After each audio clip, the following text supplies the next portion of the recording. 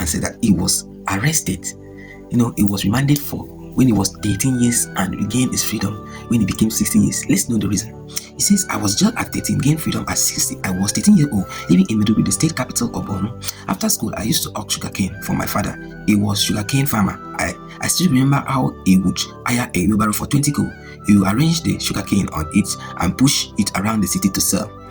On one fateful day, after school, I was pushing my sugarcane around. The weather was unbearably hot. Anyone who has lived in the northern knows how hot Maiduguri can get. I was looking for a shade under a tree to rest. In the process, I accidentally scratched and knocked off a headlight of a car parked by the roadside, leading to the sugarcane. I was terrified. I wanted to run, but my conscience wouldn't let me. So I stood there for 30 minutes waiting for the owner.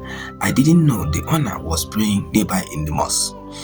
So inside the pub, when I was still holding the broken the side light in my hand, I couldn't speak.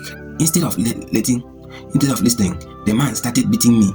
People tried to intervene, but he brought out a pistol and threatened to shoot anyone who come close. He shoved me into his car, drove straight to the police station. That was when I realized he was a police officer. He ordered his men to put me in a cell. They obeyed. I spent the whole night there. You can imagine such a thing. So terrifying. No food, nothing. Only thing we got was bread that was shared among us in the morning. Around 10 a.m. the next day, one officer asked, "Who is this small boy?"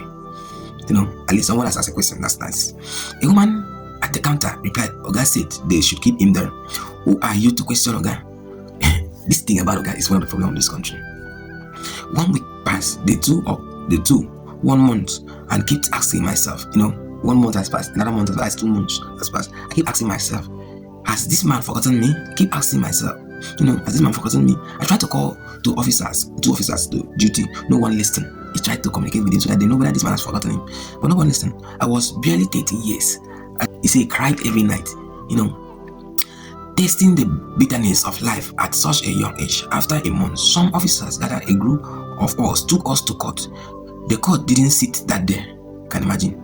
The officer said, let's take them on remand. That's how I ended up in Maiduguri. Someone from sugarcane, from bringing a little side light to prison. So the officer said, let's take them to remand. That's how I ended up in Maiduguri prison. 1 year passed. On remand, I was later drafted to the laundry section. Imagine, he's now a full-time prisoner. After 2 years, I was moved out of Maiduguri. I didn't even know where until a fellow inmate told me Bauchi, that from Maiduguri, which is Borno State capital, to Bauchi State. To Bauchi. By then, I was 15. From there, I was transferred to prison in East and West. Like that. Someone saving in the force. He was just being transferred like an officer. This is so terrifying. My last stop, it says that my last stop before returning to North was Ibadan prison. From there, I was taken to Kano State prison. By then, I was already 60 years old. Everyone called me Baba. In the prison, I was well known, but no one believed my story. Behold, those walls. People assume everyone is a criminal. In prison, everybody assume that you are a criminal. That's what takes you there. God remember me at 60. This is something someone should be crying. A governor visited the prison near the end of his 8 years in office. As he walked through the yard, his eyes landed on me. "Baba, come here." He said, "How old are you and what brought you here?" Tears fell. My heart was swollen, bleeding. Empty. After 59 years, someone was finally asking me what they should have asked me many years ago. I was 60 years old. I replied, I came here when I was 18 years. Everyone shouted. Prisoners and officers, all, even the governor wept. I told him everything, how it happened, how I was moved from prison to prison. Even the condemned armed robber in the shock were shivering as they listened. Imagine that. An investigation started. They found out the officer who put me in there was now a king, a respected and powerful monarch.